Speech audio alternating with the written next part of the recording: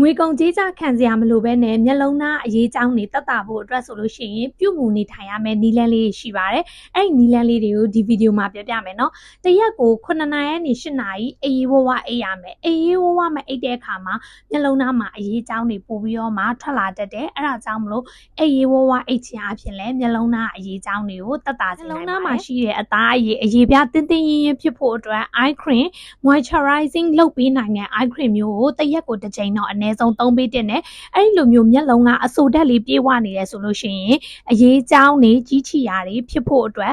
ရာခိုင်နှုန်းနည်းတယ်ပေါ့နော်အဲ့တော့တရက်မှာတစ်ချိန်တော့ eye cream မဖြစ်မနေသုံးနေပူရဲတွေသွားတဲ့အခါမှာ SPF 13 PA+ 3လုံးပါတယ်အနည်းဆုံးပေါ့နော်3လုံးပါတယ် sun cream လိုမျိုး3ပေးတင်တယ်နေအောင်ကြီးကြောင်းမလို့ UVA UVB rays တွေကြောင်းမလို့အရေးကြောင်းနေပို့ထနိုင်တဲ့အသားရည်ပျက်စီးနိုင်တာဖြစ်တဲ့အတွက်နေပူရဲသွားတဲ့အခါကြလို့ရှိရင်နေကာမျက်မှန်တက်ဖို့လည်းမမေ့ပါနဲ့နော်မျက်လုံးသားကို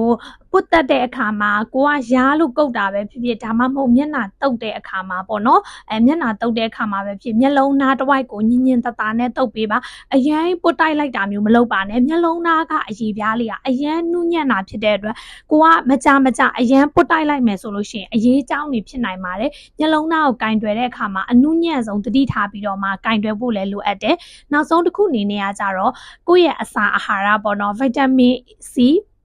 ဗီတာမင် A ဒါမျိုးတွေကိုပြည့်ဝအောင်လဲစားပေးဖို့လိုတယ်။ဥပမာဗီတာမင် C ဆိုလို့ရှိရင်လိမ္မော်သီးတံမြာသီးလိုမျိုးတွေနောက်ပြီးအာလူးလိုအစားအစာမျိုးတွေဒီလိုအာဟာရမျှတအောင်လဲစားပေးဖို့လိုတယ်။ protein ဓာတ်ကလည်းအထူးအရေးကြီးတယ်တကယ်လို့အရေးကြောင်းနေမထခြင်းဘူးအိုမင်းရောင်မှုမလိုချင်ဘူးဆိုလို့ရှိရင်ဒီလိုမျိုးအာဟာရမျှတအောင်စားပေးဖို့ကလည်းအထူးအသားရည်ထိမ့်သိမ့်မှုနီလန်းကောင်းတွေကိုအခမဲ့သိချင်တယ်ဆိုလို့ရှိရင်နောက်ဆက်ရဲ့အကောင့်လေးကို like and follow လုပ်ထားပါနောက်ဗီဒီယိုမှာထပ်ဆုံကြမယ်နော်ဘိုင်ဘိုင်